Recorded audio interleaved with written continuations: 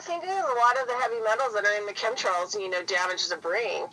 A lot of the stuff in the vaccines damage the brain. And this is the other thing, too. The vaccines, what's really crazy about the vaccines is that they cause autoimmune system disease, which, you can contract any type of disease when you have autoimmune system problems. And then they have the mercury in there. It goes right into your bloodstream. It'd be different if you had like a vaccine that you drink, because your body and your liver would attempt to try to take out all of the bad stuff. The liver would try to, clean out the mercury that's in it and foreign stuff that it doesn't think that are good for your body. But because you inject it right into the bloodstream, it passes the whole way the body system works in order to keep the body safe and sound. So they put it into the bloodstream, and it automatically goes up into the brain. So that as soon as you're injected with the vaccine, that mercury that's in it goes boom right up into the brain. Do not, pass go. So that mercury goes right into the brain and starts to damage the brain. There's a form of mercury that is so toxic, an oxidation state, that it could drop you dead in an instant. And why is it that mercury doesn't get to that state where people who have enough mercury in fillings and stuff like that, the dental profession used to use mercury as an amalgam with silver and lead to plug in people's teeth. And lead's really the big biological baddie that nobody talks about. You definitely don't want to get lead poisoning. But the thing is like all of our whole environment is, when did they stop using lead and gas? 70s? No, it was the 90s or like early 2000s. Really? Yeah, no, I'm serious. So, if I had my computer, I'd be able to look up exactly. Yeah, because, I think they totally stopped using it. So, how long does lead take to neutralize or clear up? Or does it ever? It really doesn't ever. It's a very heavy metal. And in fact, one of the problems is that in every river where there's been fishing ad infinitum, fishermen have been using lead sinkers and losing it into the river. So there's a whole lot of lead in our drinking water that doesn't get taken out. Now, mind you, lead is a much lower level in drinking water than it would be in substance like food or that. But still, different chemicals have different toxicity levels, and the government toxicity levels are created by scientists who have an agenda.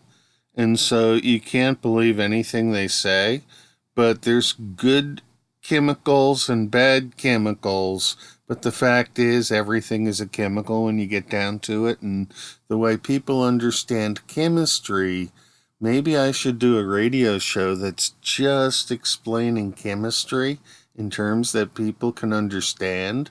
Because if they believe what they've been taught in school about chemistry, they've got some interesting pictures of analogies of how things work created so that they can understand by analogy how the chemistry works. Only they didn't get deep enough into the chemistry to learn why it doesn't quite work that way. It's just a good analogy. But here's how it really works. And the whole game of information sequestration is that the deeper you go into information, the deeper you get down a rabbit hole. And you have to start learning foreign languages to get down that rabbit hole. But the foreign languages aren't French and Russian. They're chemistry and biology and physics, which every science has their own language.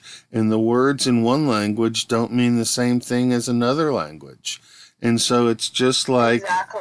us talking to lawyers. What lawyers say, their words have meanings defined in Black's Law Dictionary. If you go to Webster's and look up a word and you look it up in Black's Law Dictionary, it's two different meanings. And if you look up that same word in chemistry, there's likely another meaning for it. So Yeah. we hijack And words to be other things. yeah. Go ahead. Yeah, I mean, every club, that's one of the things I love about Jordan Maxwell. He always says, it's a club and you're not in it. But, like in medicine, it's the same thing, having done internships and stuff in Western medicine. And when they use all this crazy, they make up these crazy words for different muscles and bones and all this other stuff, when they could have just labeled it, below the knee bones, 1, 2, 3, 4, 5, up to, 60. Instead of and the other thing too about medicine that always drives me nuts is that you would have thought that they would have organized the words and the Latin terms for all the different things a little bit better. Because, literally when you're in Western medicine and a lot of, for example, the last internship I did at the hospital was 2009.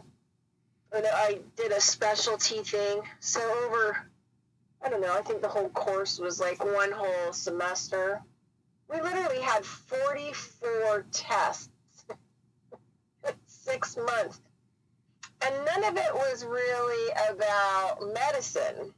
It was about, the terminology and getting the terminology repeated over and over and over, in your head. Wasn't really about the medicine, wasn't really about health. It wasn't really about any of that stuff. It was all about terminology. It was all about the language that they wanted you to use, which was the main focus. It just takes away from the ability of anybody to actually do proper medicine or health. Same thing, like you were talking about with chemistry and the with all the different kinds of metals and how they work and the minerals and all this other stuff. Same thing with nutrition. Nutrition is I've been studying chemistry. nutrition. There should be no difference between nutrition and chemistry, but yet there is. Exactly. Yeah, I mean, so you get people get these nutritional degrees that mean nothing, and they don't understand the chemistry, the basis. And there's a few things that I call, because I've been studying nutrition 30 years, and I have a lot of clients and people that call me, work with them online, to try to help them fine tune some of their issues, and other things, but. There's a lot of things that aren't even considered chemistry or in the nutritional realm. I mean, in alchemy, I think very much so they would be a part of the alchemy, but they wouldn't really fall into, nutrition. And so I call them, because I don't know what else to do with them, I call them the silent, the silent nutrients. Then silent nutrients are water that actually has sunlight in it, And a lot of the silent nutrient that people are missing is the sunlight component. They're missing it in their water. That guy Pollack talks about it in the fourth phase of water, about how significant it is to have your water charged, by sunlight, because, you have a lot of you have an electrical system in your body. So now, electrical charge from the sun is a nutrient, right? And it's an important nutrient that we would have gotten before they started force piping water into houses.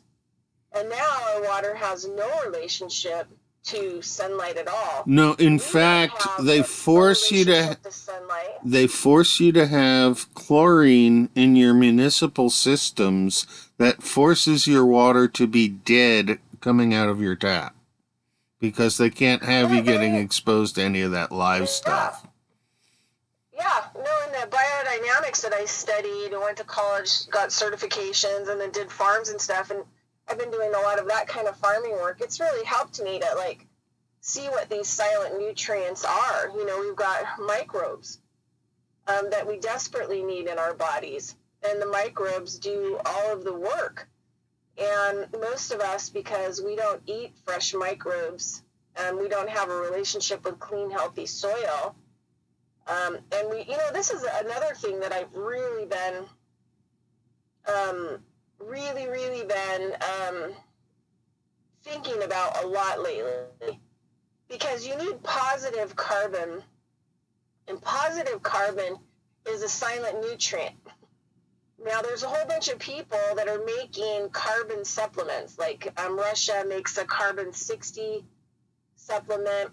You can get natural carbon from like castor oil, right? From the castor bean. You can get castor oil, and you get a cloth, you saturate it in castor oil, and you can wrap, you know, even if you have arthritis, if you have joints that are out, or you have joint aching, or whatever's happened to you, you've had a surgery, you've broken bones. What happens is that when the bone and the joints and those areas don't have carbon anymore, is when you start to really feel physical pain and joint aching, right? It means that your body is completely, you know, has zero carbon nutrient in it. So you are absorbing way too much negative carbon as well, because you don't have enough positive carbon in your body to you know, break down the negative carbon. So one of the things that I think about, I look at, you know, like areas in town, and even the parks are not really positive carbon areas, because, you know, they spray them with pesticides and lawn fertilizers and all this other stuff, which makes them a negative carbon space, because they're going to be off-gassing that stuff into the environment. Now, if they change these parks and put in more trees and more, you know, medicine plants, and let it grow kind of naturally, allowed water, you know, to settle into the area after rainstorms and stuff like that, you could build a positive carbon environment. And, you know, like I've been developing these ideas of how things should be, right? Should be. So say you build an apartment building that's 5 stories high. Now, that apartment building's giving off huge amounts of negative carbon, because everything in it these days is made from petrochemical. And once the stuff is made, it starts to break down and off gas, right? And then we know from Mark Steele that Wi-Fi breaks down, Wi-Fi, 5G, and all these other things start breaking down those materials faster and turning them into fuel. So you have all this 5, you know, story building. It's majorly off-gassing, bad carbon into the environment, and you have all these cars driving around and all this other stuff. If people were forced to, if you build a 5-story apartment building, that every four side corner, you have to build like a natural landscape, right? I mean, it'd be beneficial for the animals, the dogs and the cats in the area, and the birds. And it would be they would be natural areas where that could actually take in the negative carbon from that environment and break it down, right? I don't know. I mean, I don't have tests that I can run to see how beneficial 4 sides would be, like, and how big those 4 side parcels would have to be to manage, you know, all of the impact to the environment and the comings and goings, and all the products that are breaking down in that building. I don't know if 4 sides and how big those 4 parcels need to be and what needs to be in them in order to create that kind of environment.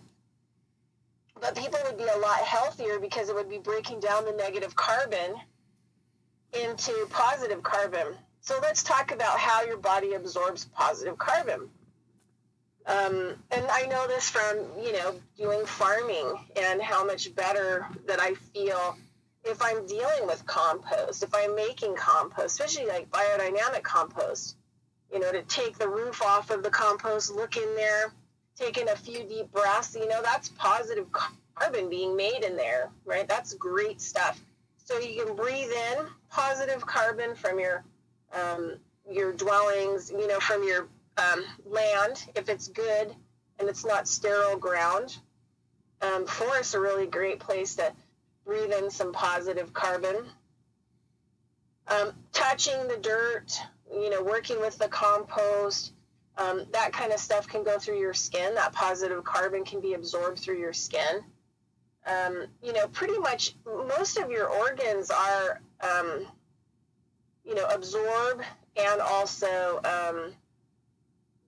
drain or, let go. So like your skin is the largest, eliminatory organ that you have in your body.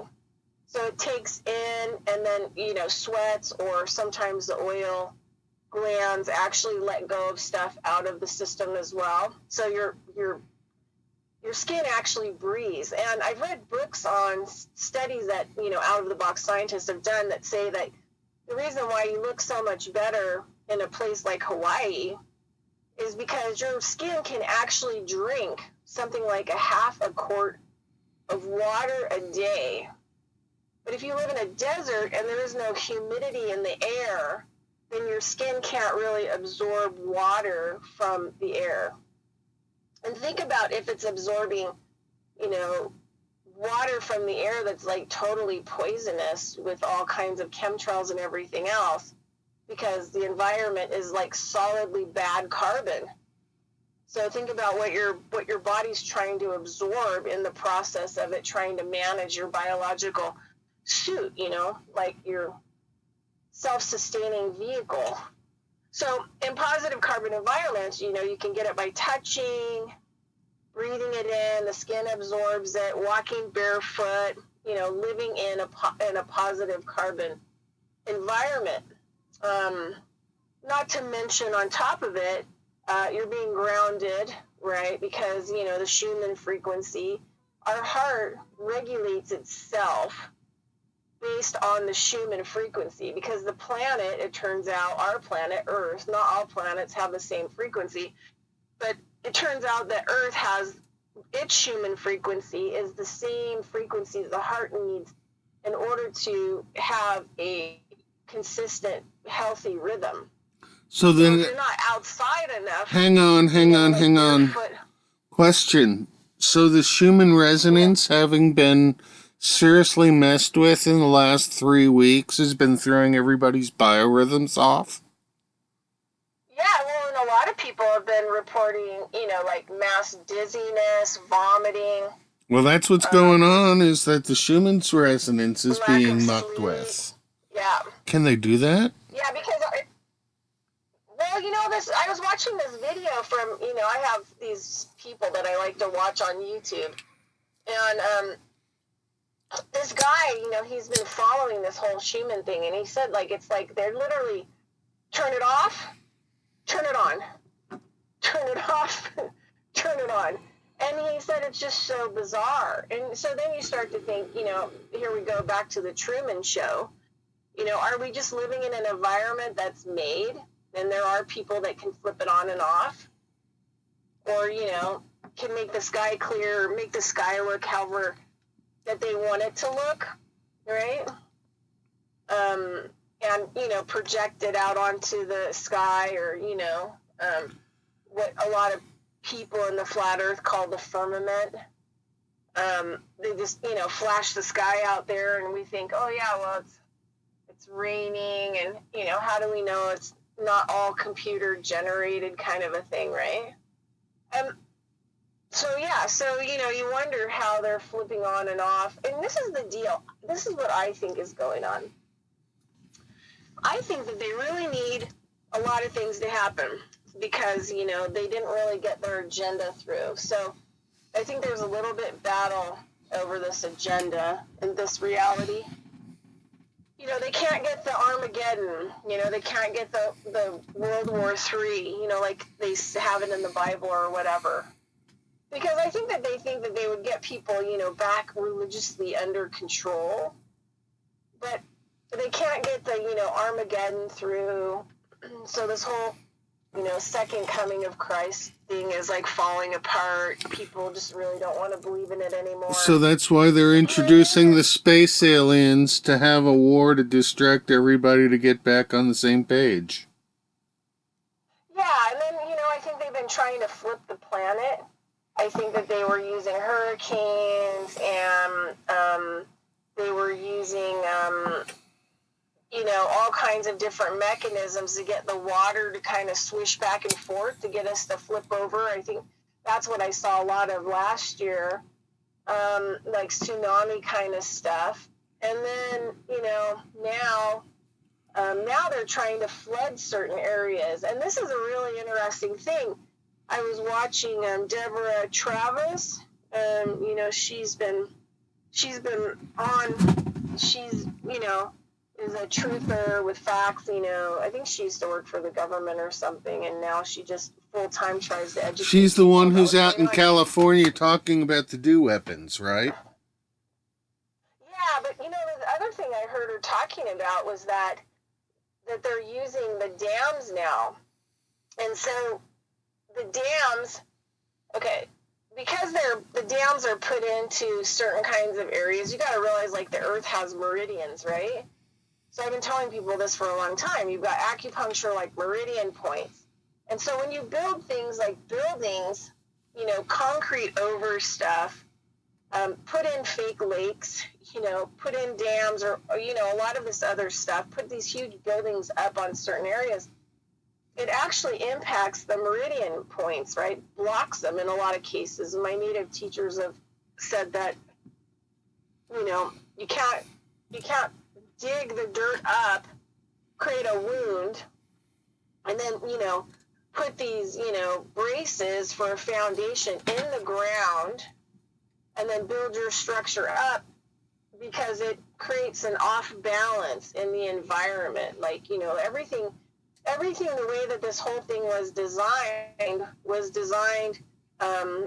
for it to have, energies and frequencies, and that the oil should have never been removed, because it actually helps to, and I mean, this is native people. If native people can figure this out, why can't other people figure this out? And that the oil in the ground actually lubricates all the plates to keep them from colliding, and having major natural disasters. And also, when you start to move all this stuff, like you go to a place and buy crystals from a store, you should never take anything from where it was, because that's where it belonged. There was a reason the original designers of this world did what they did, to create a perfect balance, right? So that, we weren't a top spinning around that could, really come unglued. Like, everything held its weight and was perfectly aligned in perfect balance, right? And that the whole system would regenerate itself like free energy, right? It would just constantly work that way. So, Deborah Travers was talking about how now they're trying to use these dams. They've realized, like, because of seismic activity, and this is, in the California area, this is why the native people are using their money in different tribal settings to get rid of these dams as fast as possible, is because the dams, or what's below, all the people in the settlements, it's going to kill them. If the rivers don't, if the dam explodes and the water goes out everywhere, it'll kill so many people, just wipe them out. And then, the rivers and everything will be decimated, and that, the salmon and all these other things can't return back, and the water can't clean itself, and, all these other ideas. But she said that literally they found out that if the dams get too full in some areas, that it's actually putting pressure, especially in California, on the San Andreas Fault. It's like weighting it. And so a lot of these dams are cracking. A lot of these dams are in bad shape. They're getting ready to break anyway. Nobody is fixing the infrastructure on them. And she said that literally if they fill these dams up too full, that it will cause horrific earthquakes to happen in California. So then you start to think, well, And maybe, these people that have been doing this science for so long, with like the San Andreas Fault, oh yeah, the big one's coming. Well, maybe it's not the big one's coming. Maybe it's that whatever they can generate to happen. Maybe they're doing all this stuff. It's not like natural process of the earth. Maybe the earth doesn't want it to hurt anything. Maybe the earth wants to work in sync and balance, and that the earth is not doing these things, because the thing is that I've been watching a lot of those, John Levy. God, he's awesome. The UAP channel, that guy's awesome too. Russian vids, flat earth British guy. And, a lot of things they've gotten their hands on is some really old books, that have pictures in them that somebody drew, right? And how detailed these pictures are, these different areas and these buildings and all this other stuff.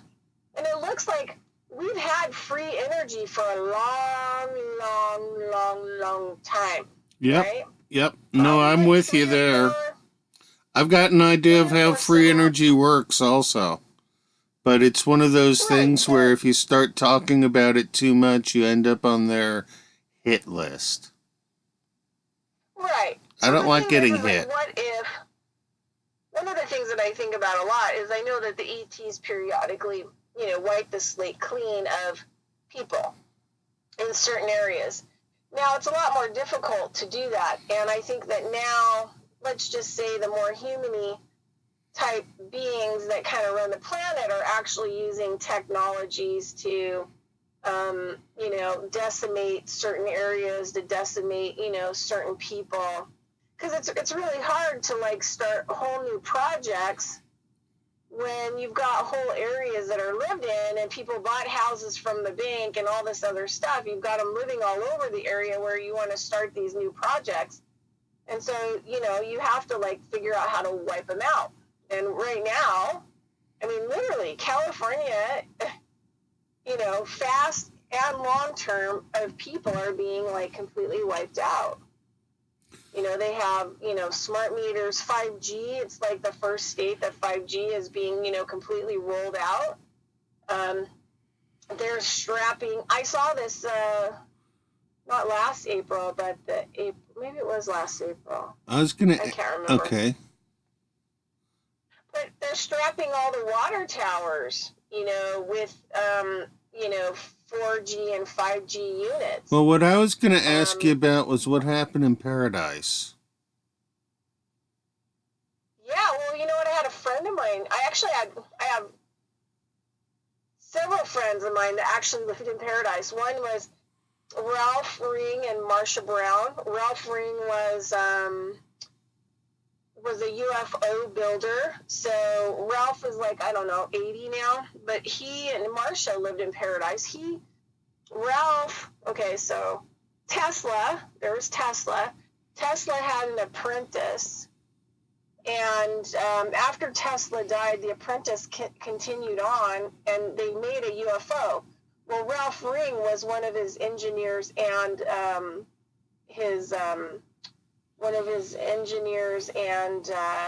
and apprentices of Tesla's apprentice, and they actually made a UFO. And Ralph Ring talks about flying in it, and so and his wife his significant other is Marsha Brown. They lived in Paradise. And then I had a really good friend of mine. I've done a lot of native ceremony work and stuff like that, who lived right outside of Paradise. And she said, my friend that lived outside of Paradise, she said that it was really smoky in her house. And she woke up and, like, everything was on fire outside.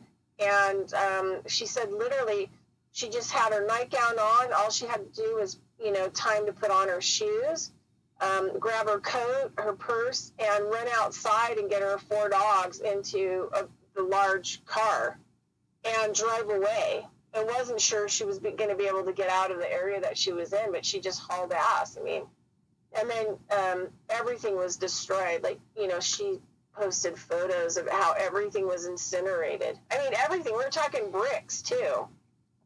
And so we know for a fact, and Mark Steele's looked a lot of this over. He's the microwave Yeah, I military actually listened to him weapons on Mona's expert. show yesterday. She had him on in the second hour. Oh, good. Yeah, things But aren't anyway, going so good he for looked a him, but lot of this stuff okay. over, and he said a lot of it is the 5G. And there were people that reported that their phones cooked. So if they were out of a certain area where those signals were being pulsed through 5G, their phone would cook. But if they were in the area that was close enough, literally it would explode their whole house and incinerate them. And Mark said, that it would cause human combustion. Like, that's why they can't find any bodies. And, I think it's up to like something like 54,000 people Smart now are meters? suspected.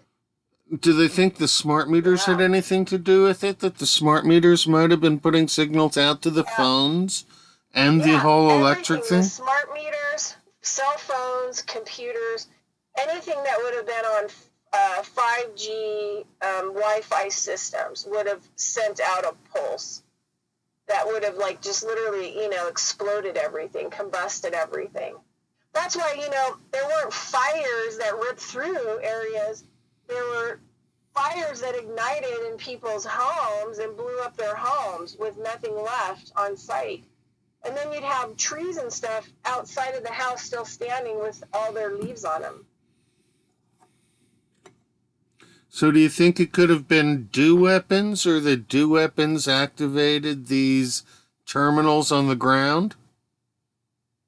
I don't know. I mean, I kind of think I'm like along with Mark Steele because I'm close to California, like I'm only 3 hours away from Paradise, and having known people that were there, and the people that barely made it out with their lives, they didn't get anything out of their house in a lot of cases, and the whole bank burned down. Right. So their bank burned down, their schools burned down, like everything burned down in Paradise. Like it was gone. And in order to cook and char so many people that they'd never find, I mean, right now in the Northern California area, just from this last deal in the Paradise area and the surrounding areas, literally there's 54,000 people missing that haven't been found, that are suspected that were incinerated in their houses in the middle of the night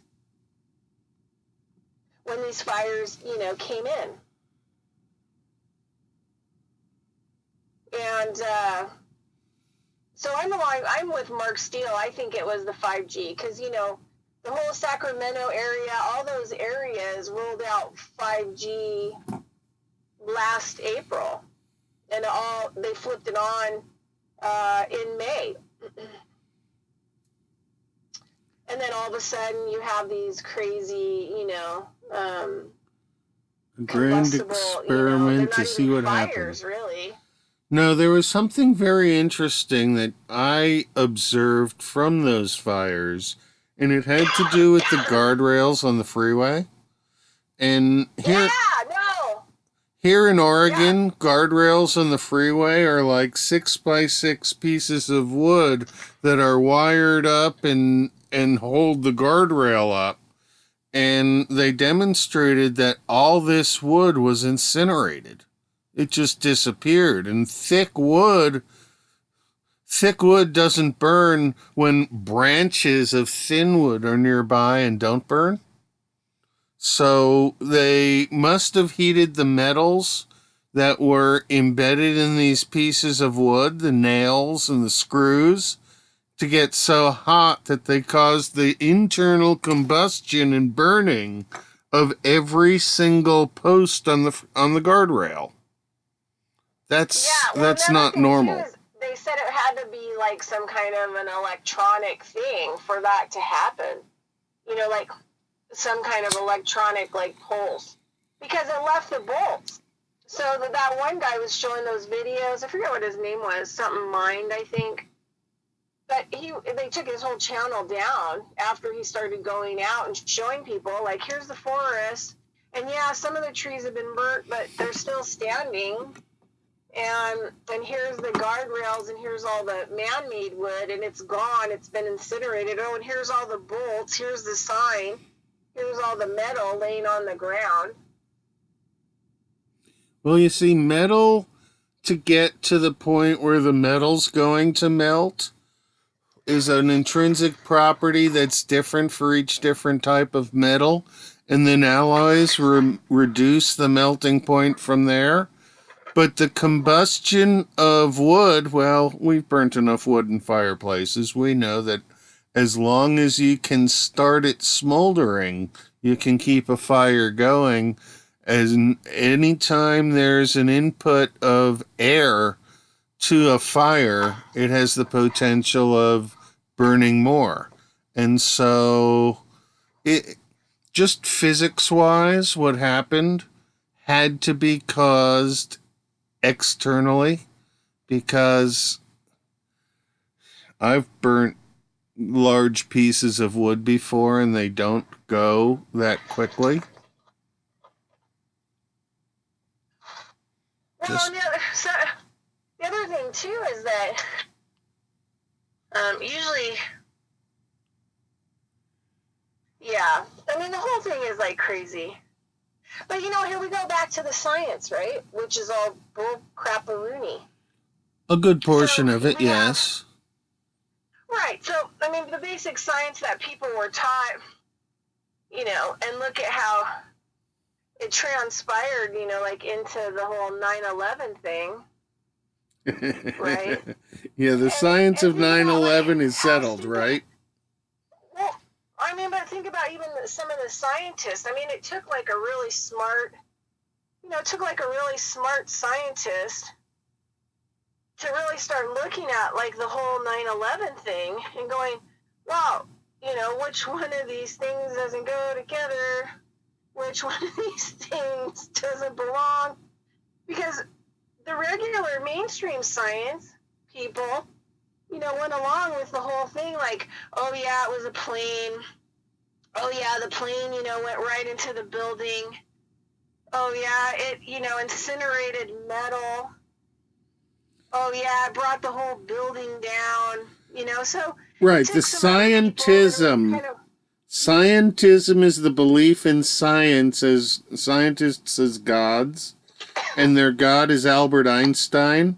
And Einstein was a patent office clerk. or Darwin. Yeah, Darwin's Darwin another too. fascinating little one in the game.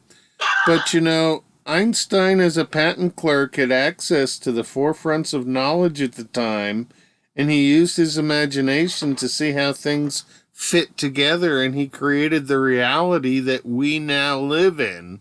But it's all in the plots of the science fiction novels from the 1950s.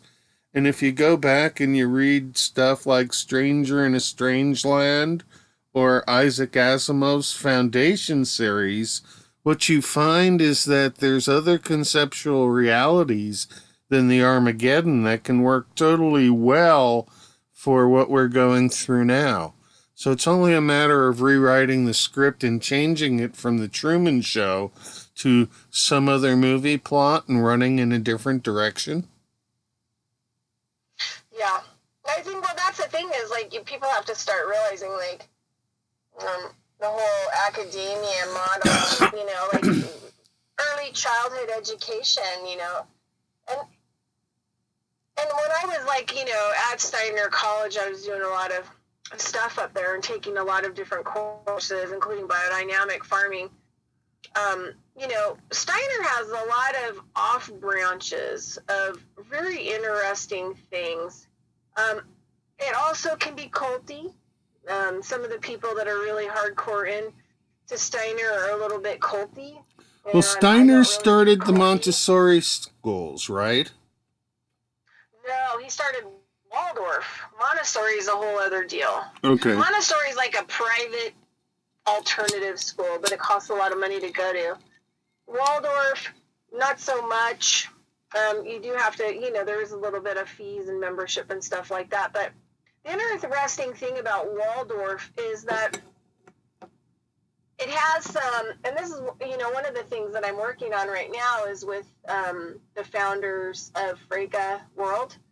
And they're trying to get a lot of these applications up and cryptocurrency up, and so that they can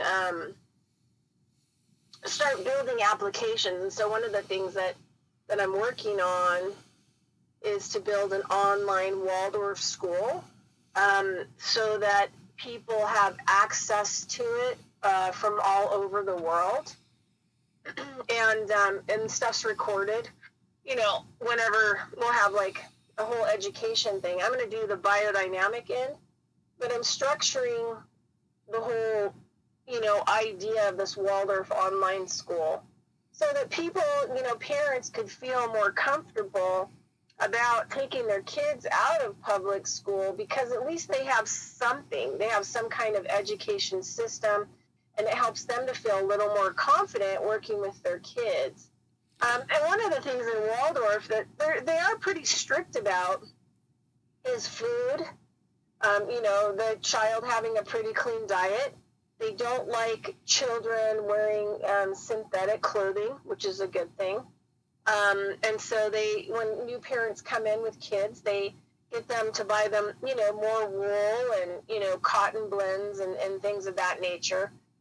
They ask that the parents don't allow the children to wear really restrictive clothing, so that they're free to move. You know, they have free movement and everything. And in the really early stages of Waldorf, because it goes through like K through 12, they don't want the children really watching TV. They don't really want them, you know, playing with, you know, cell phones and this stuff.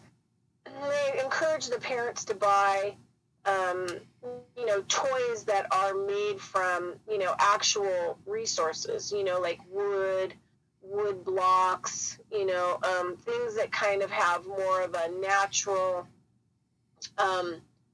you know, non-store-bought, non-plastic kind of non-synthetic things, so that they can actually, you know, have kind of a cleaner environment and learn how to actually put things together and take things apart in their own minds, you know what I mean? So they don't have a lot of bells and whistles and sounds and noises, and that the child can, you know, kind of grow and be calm. And so it's kind of a really, you know, interesting way to develop. And Steiner's work, you know, he was a nutritionalist, obviously. But even, you know, when he was murdered in 1922, he already was seeing tons of problems with industrial complex, right? He was already seeing, you know, farmers in Germany were already seeing the decline of the seeds and the decline of the soil and the decline of, you know, education and proper development of, you know, the children and their minds and their brains to allow them to be expansive. And all of these different things, nutrition and medicine and just a lot of these kinds of ideas. So I'm kind of excited about, you know, the possibility of this Waldorf school. And I'm not a Waldorf specialist. I've always been asked to come into the Waldorf thing to teach the biodynamic side of it and put together, you know, little curriculums for the kids to grow things, you know, and do kind of the study around kind of more of the traditional herbs that we use and herbal medicines and those functions. So I'm excited. They'll probably, you know, we're going to have real certified Waldorf instructors for every age. And so parents can, you know, have access to that. So even if your kids are still in school, they can still watch the recorded programs, you know, the daily, you know, either be on live, or if it's not in their time period, they can wake up the next morning and that can be their curriculum, you know, for the next day. Because I think that, you know, we really kind of have to, we're like so hereditarily designed, you know, in our enclosed structures that we're going to have to like start breaking a lot of that hereditary stuff up, which is going to be really difficult to break free. And, you know, they always say like the neurons firing, you know, when they get used to firing in the same places, they'll fire over and over and over again, even if their life is unhappy. That's why it's easier for people to live in the past than it is for them to live in the future. because it takes a lot of work for them to break those neuron bonds. And usually those neuron bonds were the same way that their parents' brain fired. And really,